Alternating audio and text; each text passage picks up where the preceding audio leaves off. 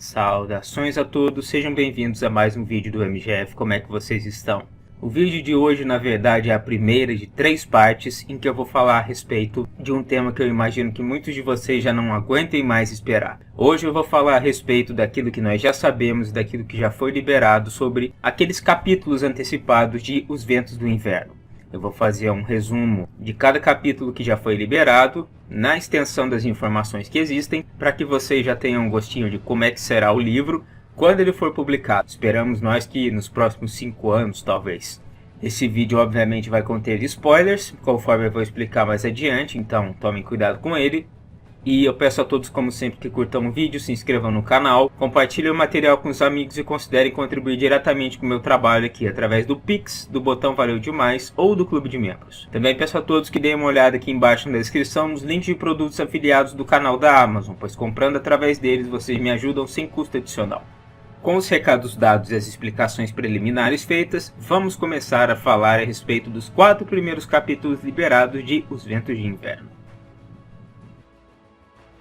Os Ventos do Inverno, o 6º dos 7 livros programados para as Crônicas de Gelo e Fogo, deve ser uma das obras de fantasia mais aguardadas de todos os tempos, e já nos encontramos neste ano, 2024, diante de uma espera de nada menos do que 12 para 13 anos para sua publicação, uma vez que o último livro publicado por completo, A Dança dos Dragões, veio a público no longínquo ano de 2011, e muitos de nós mal podemos esperar para saber como a história contada nele vai se desenvolver. No entanto, apesar da enorme demora na publicação do livro, George Martin decidiu liberar de maneira oficial alguns dos capítulos já escritos da obra para seus leitores. E por isso, como forma de mitigar apenas um pouco essa angustiante espera, o vídeo de hoje, que será dividido em 3 partes, será inteiramente dedicado a falar de maneira resumida sobre o enredo de tais capítulos, para que todos possam ter uma compreensão ainda que preliminar daquilo que nos espera quando o livro finalmente for publicado por completo.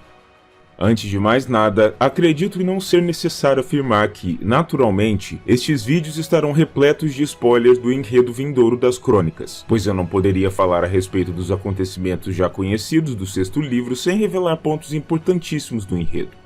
Sendo assim, se você pretende esperar pela publicação completa de Ventos para saber o que está para acontecer na obra, eu recomendo que não assista a esses vídeos agora, e talvez assista-os apenas após a publicação do livro. Para aqueles que estão curiosos sobre o enredo já publicado ou não se importam com os spoilers, vamos adiante. Capítulo 1 – Theon. O livro se inicia com um capítulo de Theon Greyjoy, ainda quebrado e assustado, agora capturado e sob a custódia de Stannis Baratheon, após ter conseguido escapar junto a Jaime Poole de Winterfell, saltando das muralhas do castelo sobre uma grande pilha de neve acumulada. Theon foi aprisionado e acorrentado, suspenso dentro de uma torre de pedra, onde vem sendo interrogado por Stannis, enquanto o rei também recebe diversos cavaleiros e outros apoiadores, ladrando suas ordens. Um Theon ainda assustado, mas mais ousado, discute com Stannis a respeito da vindoura luta contra os Bolton, alertando-o que era com Ramsay que ele deveria se preocupar, pois ele era o verdadeiro monstro da casa Bolton. Mas Stannis se mantinha inabalável, não temendo nem filho nem pai. Ao mesmo tempo, Stannis dispensou Tycho Nestores, o enviado do Banco de Ferro de Bravos que havia lhe trazido Theon e Jaime, não querendo que o banqueiro fosse pego no calor dos combates, e já tendo conseguido dele aquilo que queria, um vultoso empréstimo para financiar seus esforços de guerra. Stannis e Theon têm uma conversa surpreendentemente franca, na qual o rei tenta extrair do quebrado homem tudo o que pode sobre os números e as disposições do inimigo, enquanto o primeiro embate localizado entre as forças do rei e a dos Bolton acontece, resultando na morte de Sir Aenys Frey. Stannis também descobriu sobre a traição pretendida por Arnulf Karstark, e tratou logo de aprisionar o homem e seus filhos, não se deixando cair em suas maquinações. Esse foi também o momento em que Theon relembrou seu primeiro encontro com sua irmã Asha, cativa do rei após sua conversão em Fëdor, e a forma desagradável como ela havia se mostrado enojada com aquilo que ele tinha se tornado, algo que o irritara. Theon tentou contar a Asha tudo pelo que havia passado, e percebeu nas próprias palavras uma torrente de falas desconexas que soavam como loucura, como se ele tivesse perdido seu juízo nos calabouços do Forte do Pavor ou em Winterfell, mas ele ainda assim acreditava que ela, como sua irmã, deveria ser capaz de entendê-lo. Asha, ao ser levada à presença de Stannis diante do acorrentado Theon, tentou convencer o rei a permitir que seu irmão fosse libertado daquela condição, apelando ao fato de que fora Theon quem salvara a menina Stark, a suposta Arya, de Winterfell, permitindo que ela se tornasse também mais um dos troféus de guerra de Stannis. Mas o rei, como de costume, permaneceu irredutível. Asha se mostrou disposta a tentar soltar seu irmão, até mesmo pagando um resgate a Stannis por ele, mas o rei se negou a permiti-lo, lhe dizendo que Theon tinha sangue em suas mãos, e que se ele o perdoasse e o libertasse, ele perderia rapidamente o apoio de todo o contingente nortenho de seu exército, em especial dos homens dos clãs das montanhas, algo que Stannis não podia permitir. Além do mais, o rei sempre foi um homem conhecido por sua noção ferrenha de justiça, de modo que não permitiria um vira-casaca escapar impune. Não, Theon tinha que morrer. Asha, surpreendentemente, acabou concordando com essa conclusão, para o espanto de Theon, e disse apenas a Stannis que ao invés de queimar seu irmão, ele deveria levá-lo até a ilhota em meio ao lago adjacente à vila, onde existia uma velha árvore coração, e decapitá-lo ali, tal como Lord Eddard teria feito, já que haviam sido seus os filhos que Theon havia supostamente matado. Um sacrifício de sangue aos deuses antigos. Capítulo 2. Victarion.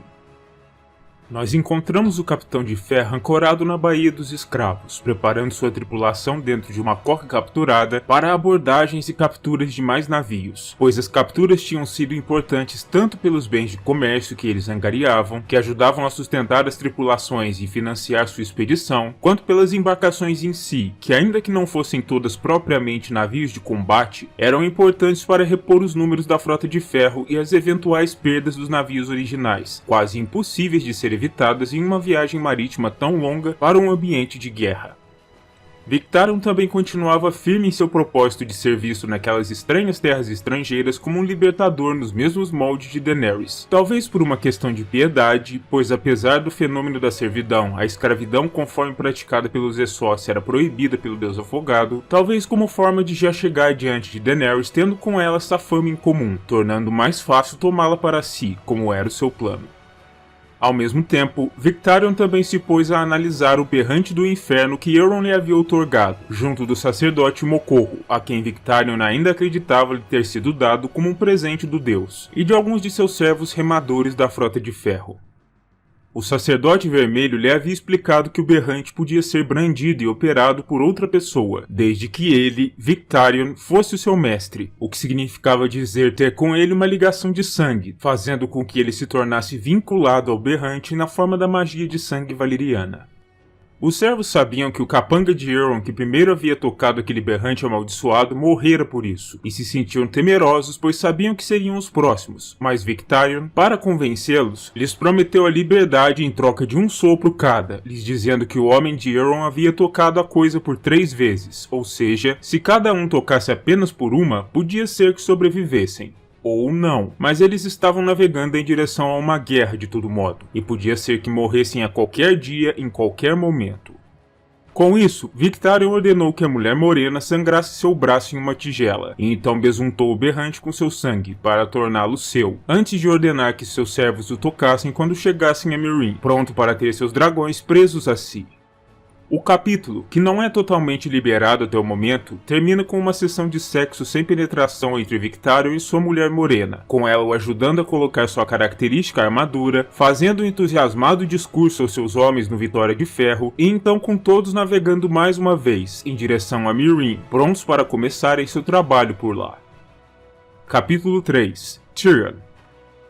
O primeiro capítulo de Tyrion na obra foi apenas resumido, não sendo revelado em sua totalidade, mas sabe-se que ele se inicia com um anão jogando uma partida de Sivas com seu novo capitão mercenário, Ben Plum, enquanto a companhia dos segundos filhos espera pelo exército de Sir Barristan vir e tentar quebrar o cerco à cidade, para que possam então se juntar a eles novamente. O anão, como sempre provocativo, se gaba de estar vencendo o capitão, mas isso era apenas um blefe, enquanto os outros oficiais da companhia e os 2 jogadores conversavam sobre qual era a pior parte de se esperar por uma batalha, enquanto lá fora na tenda, os trabucos continuavam a atirar cadáveres contaminados por sob as muralhas de Meereen, para forçar os defensores para fora e espalhar a égua descorada por toda a cidade. Enquanto isso, o capitão ainda considera a ideia de virar sua casaca mais uma vez, conforme Tyrion antecipava, pensando que, tal como acontecia no Civace, dragões são coringas na batalha, podendo atacar a qualquer momento em qualquer lugar, e caso Daenerys retornasse mesmo a Meereen montada em Drogon, o capitão se sentiria tentado a voltar ao seu lado, resgatando ao menos um dos 3 reféns fiéis à rainha da custódia dos Yuncaítas para usá-lo como um penhor de paz entre ele, sua companhia e a rainha dragão. A ideia do mercenário voltar para o lado de Daenerys é afirmar que eles apenas haviam fingido mudar sua aliança para Yunkai, para descobrir os planos dos Yuncaítas. Mas ainda assim, Ben se preocupa com a possibilidade de Daenerys querer executá-lo por traição, além de se preocupar também com a vindoura frota de guerra volantina, que entraria para o lado dos Yuncaítas na guerra. Tyrion, por sua vez, vê a consideração do capitão com ceticismo e imagina que, da sua parte, ele deveria mais era ser recompensado, pois foi sua responsabilidade de matar o mais perigoso dos inimigos da rainha, no caso, seu próprio pai, Tywin, permitindo que Daenerys conquistasse Westeros com mais facilidade. O anão estava prestes a ganhar a partida quando Sor Jorah Mormont irrompeu tenda adentro e interrompeu o jogo, alertando sobre velas negras dos nascidos no ferro na Baía, ostentando estandartes do dragão. Capítulo 4 – Arianne. O capítulo inaugural da Princesa Dornês está completo e ele começa com Arianne conferenciando com seu pai nos Jardins das Águas, antes de sua partida de Dorne em direção às Terras da Tempestade, onde ela representará o pai junto ao recém-chegado e suposto rei Aegon VI, que seria seu primo, filho da falecida princesa Elia, e ali ela deveria ser os olhos, ouvidos e a voz do príncipe, para descobrir exatamente que maneira a guerra que se aproximava se desenrolaria, em nome dos melhores interesses de Dorne. Para marcar sua despedida, Doran chegou mesmo a ficar em pé durante alguns segundos para se despedir da filha, algo que a deixou comovida, pois em seu estado avançado e doloroso de gota, aquele simples ato era para o príncipe quase um martírio. O grupo de 7 pessoas que viajariam com Arianne partiu pouco tempo depois, com homens e mulheres a acompanhando, e até mesmo uma pequena quantidade de gaiolas de corvos treinados, para que a princesa pudesse manter contato direto e eficiente com seu pai, reportando a respeito de qualquer novidade em campo para que Doran, na qualidade de príncipe, pudesse orientar as políticas dornesas de acordo. Enquanto isso, a amante de Oberyn, Ellaria Sand, sentindo o cheiro do conflito no ar, decidiu espalhar suas filhas ainda jovens demais para participar daquele esforço entre os castelos dos Martell, para que ficassem mais protegidas em caso de uma invasão, enquanto Elia Sand, a mais velha das 4, fazia parte do grupo que escoltaria Arianne. Quanto à própria Ellaria, ela optou por retornar para a fortaleza do pai, Toca do Inferno, acompanhada de uma das filhas, também para se manter dispersa e distante em caso de uma agressão inimiga. O grupo da princesa partiu até a fortaleza da Colina Fantasma, a sede da Casa Toland, às margens do Mar de Dorne, onde um navio os esperava para levá-los até o outro lado, a costa sul das Terras da Tempestade. E uma vez ali, eles iriam por terra até Poleiro do Grifo, a sede dos Connington, que havia sido recentemente tomada pelas forças do jovem Aegon. Arianne estava determinada a justificar a fé do pai em si e em fazer seu melhor em nome dos interesses de sua terra, mas em seu âmago, a viagem de 2 dias e 2 noites pelos desertos foram um de seus momentos mais solitários, enquanto cavalgava entre quase completos estranhos, e mesmo Sir Daemon Sand, o bastardo de graça divina, a quem ela conhecia bem, não tinha com ela o mesmo tipo de relação que tivera antes de seu pedido para desposá-la ter sido firmemente recusado por Dora, o que apenas a fazia sentir ainda mais solidão. Ao mesmo tempo, a princesa se lembrou com saudade de seu falecido amante, Sir Aerys Oakheart, que morrera por ela diante do Sangue Verde, e ficou surpresa com o próprio sentimento, já que enquanto ainda em vida, Sir Aerys fora louco por ela, mas ela por sua vez nunca havia sentido por ele mais do que uma leve afeição, e o tomara como amante mais como forma de usá-lo em sua conspiração do que por desejo propriamente. Arianne também se lamentou pelos destinos de seus companheiros da primeira expedição mal-sucedida, com alguns sendo enviados em exílio a Essos, uma sendo casada à força com um asqueroso lorde idoso das Terras da Tempestade, e a pobre Myrcella perdendo sua orelha para a lâmina de Sir Gerald, o Estrela Negra, por quem Arianne agora nutria uma profunda raiva e mal podia esperar que pagasse pelo que havia feito. Sua prima Obara Sand, a mais velha das filhas de Oberyn, havia sido enviada ao Alto Ermitério na companhia de Areo Hotah, com a missão de capturar e executar Estrela Negra. E Arianne se sentia confiante de que ela estava à altura da tarefa, mas quando ela confidenciou esse pensamento a Sor Daemon, ele lhe advertiu que Sor Gerald poderia matar Obara com a mesma facilidade com a qual quase dera cabo da vida de Myrcella. E Arianne acreditou nisso, pois sabia o quão perigoso Estrela Negra era. No segundo dia de viagem, quando se encontravam em um local mais ermo, Arianne ordenou a Sor Daemon que lhe contasse tudo aquilo que sabia sobre o patrono e, de certo modo, o protetor do menino Aegon, Lord Jon Connington, pois ele talvez pudesse lhe conferenciar alguma informação nova, e ela precisaria de tudo o que pudesse obter antes de encontrar o homem em si. Mas infelizmente, Sor Daemon não lhe revelou nada que ela já não tivesse ficado sabendo por intermédio de seu pai. No entanto, as palavras do Cavaleiro Bastardo fizeram com que Arianne pensasse bastante no vindouro encontro, e à noite, em sua tenda, ela releu a carta enviada por Connington a seu pai, lhe revelando que seu sobrinho Aegon estava ainda vivo e que voltara a Westeros para retomar o trono forjado por seus ancestrais. Para isso, ele contava naturalmente com a ajuda de Dorne, por uma questão familiar, e sabia também que Príncipe Doran não tinha motivo algum para nutrir a simpatia pelos Lannister na corte, mas a realidade era que Doran tinha lá suas dúvidas na questão, tanto com relação à legitimidade do menino, quanto ao que fazer com relação a ele, e Arianne compartilhava de tais dúvidas, motivo pelo qual estava indo pessoalmente verificar os fatos. Doran de fato vinha esperando pela volta de um dragão ao Westeros, mas não daquele dragão em particular. Enquanto o suposto Aegon desembarcava na costa do continente, não havia qualquer menção ou notícia sobre Daenerys Targaryen ou sobre seu filho Quentyn vinda da Baía dos Escravos, o que além de tudo preocupava o príncipe, que temia que seu filho podia ter falhado em sua missão, ou pior. Por isso, o príncipe agira de forma preventiva, posicionando 2 exércitos dorneses em seus passos, e à primeira palavra de Arianne, eles iriam à marcha.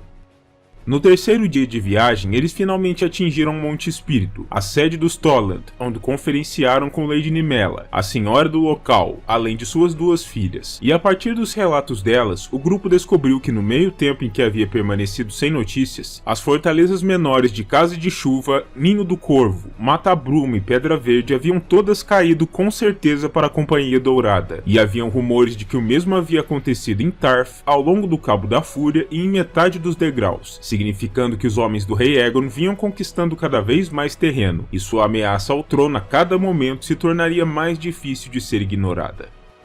Arianne também ficou sabendo sobre o desembarque de elefantes de guerra na Mata de Chuva, e intuiu que, diante de todas essas notícias, o mais provável era mesmo que seu irmão Quentyn ainda não houvesse retornado ao Westeros. As filhas da Senhora de Monte Espírito conversaram sobre a guerra nos degraus, e uma delas, Theora Toland, disse em tom sombrio que havia sonhado com dragões, e que todas as vezes em que dragões dançavam, pessoas morriam, um presságio de muito mau agouro se pensarmos nas possíveis implicações. Naquela noite, Arianne tentou seduzir Sor Daemon, mas não foi bem sucedida, e ao invés disso, eles ponderaram a respeito de se aquele Aegon poderia ser de fato o real filho de Rhaegar e sobre como ele poderia ter sobrevivido por todo aquele tempo. Arianne, como porta-voz de seu pai, disse ao cavaleiro aquilo que Doran diria, mas em seu íntimo ela nutria profundas dúvidas sobre a questão, além de também se preocupar com o irmão e desejar que ele estivesse de volta, ainda que não conseguisse deixar também de pensar a respeito do quão bobo Rei Quentyn soava, ou como o irmão ficaria ridículo montando um dragão. Na manhã seguinte, eles embarcaram no navio de nome Peregrino e iniciaram sua travessia do Mar de Dorne. Enquanto isso, Arianne e Daemon discutiam sobre o Rei Pedinte, o falecido Viserys, e a princesa ponderou a respeito de como e por que Daenerys Targaryen teria permitido ao próprio marido que assassinasse seu irmão.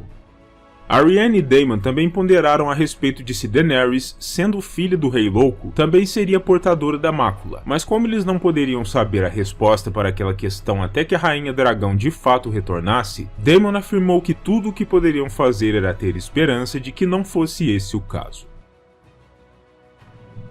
E aí está, esse foi o meu resumo dos primeiros capítulos liberados do livro 6 das Crônicas, cuja data de lançamento oficial ainda não foi revelada. E lembrando, essa é apenas a primeira parte de um vídeo em 3 partes em que eu vou falar a respeito dos outros capítulos já liberados, então fiquem ligados no canal. Eu agradeço a todos mais uma vez pela audiência, pela paciência e pelo interesse naquilo que eu faço. Lembro a todos para curtirem, compartilharem o vídeo, se inscreverem no canal, deixarem o seu comentário, porque eu quero saber a respeito do que vocês acharam sobre esses capítulos que eu resumi, e considerarem as formas diretas de contribuição com o canal que eu expliquei mais cedo, além de dar uma olhada nos links de produtos afiliados do canal da Amazon. Também peço a todos que deem uma olhadinha aqui embaixo no primeiro comentário fixado e na descrição o link do meu segundo canal, a Omnipédia, que agora está um pouquinho em hiato, mas em breve estará de volta com novos vídeos ligados às humanidades com essa mesma pegada, esse mesmo roteiro que eu faço aqui. Se você curte esses temas ou curte meu estilo, vale a pena se inscrever. Eu agradeço a todos novamente pela audiência e verei vocês dentro de alguns dias no próximo vídeo aqui do canal.